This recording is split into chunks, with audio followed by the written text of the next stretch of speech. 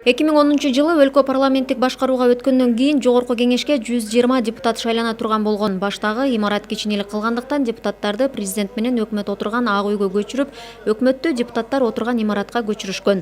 120 депутатка ак үйдөн орун камдоодо бир канча каражаттын сарпталышына алып келген. Бөлмөлөр жетишсиздигинен коридорлордо бөлмөлөр пайда болуп, аппараттын бөлүмдөрү коридорго көчүрүлгөн.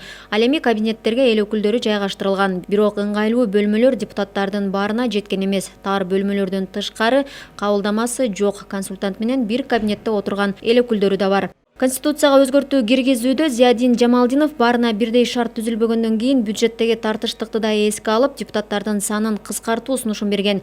Бирок ал кабыл алынган эмес. Бул сунушун эл өкүлү баш мыйзамды өзгөртүү боюнча талкуунун акыркы күнүндө да айтты. Ушул депутаттардын санын азайтайлы деп, буга дагы эч кандай жооп алган жокпуз, сунуш кирбей калды. Бирок айрым маалымат каражаттары депутаттын айтканынын маанисин түшүнбөдүбү же түшүнгүсү келбедиби? Айтор анын теңсиздик боюнча айтканын маанилүү жаңылык кылышты. Ал турсун мындай маалыматты өлкөнүн абройлуу деп сыпатталган КТР жана 5 каналдары да көрсөттү. Себеби дегенде бюджеттен каражат бүгүнкү күндө тартыш болуп атат.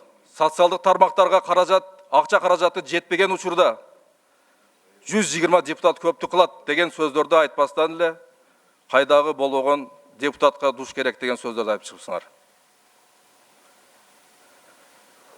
Бундай жол менен каралаган туура эмес деп ойлоймун. Кошомат кылсаңар дагы кошоматындан жолу болот.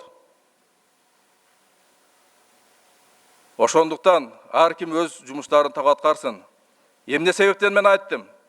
Себеби дегенде мына бүгүнкү күндө 120 депутат барды тең болуш керек дедим. Кебір депутаттардың кабинеттерінде қабылдамалары жоқ дедім. Кебірлердің кабинеттері кішінекей дедім. Бирок ошол эле кезде кебір депутаттарда мезгилде душтары бар кабинеттерінде деп айттым. Ошо душтарды жоюп туруп, жок кылыш керек бул жерде. Эмне керек бар душтардын жогорку кеңеште? Биз бул жака жууганы келет белек. Ошол душтарды жоюп, кабылдамасы жок депутаттарга кабылдама жасап бергиле деген маанайда айттым мен муну. Жамалдиновдун айткандары тереңинде туура. Анткени 120 эл өкүлү болгондон кийин фракция лидерлерин кошпогондо баарына бирдей шарт түзүлүшү керек. Айта кетүүчү жагдай, парламентте төрага алмашканда 7-кабатта төрагалык бөлмөдө отурган Асылбек Жээнбеков тар бөлмөдө отурбайм деп 3-кабаттан 3 бөлмөнү ээлеп, кадрлар бөлүмүнүн жана мамлекеттик түзүлүш комитетинин кызматкерлеринин кабинетин тартып алганы маалымат каражаттарында айтылганы бар. Ошондуктан акыйкатты айткан адамды кодулап шылдыңга алууну ар бир ММК өкүлдөрүнүн уятына коюу туура болчудай. Бурулай Пусурманкулова, Руслан Сабатаров, Сентябрь.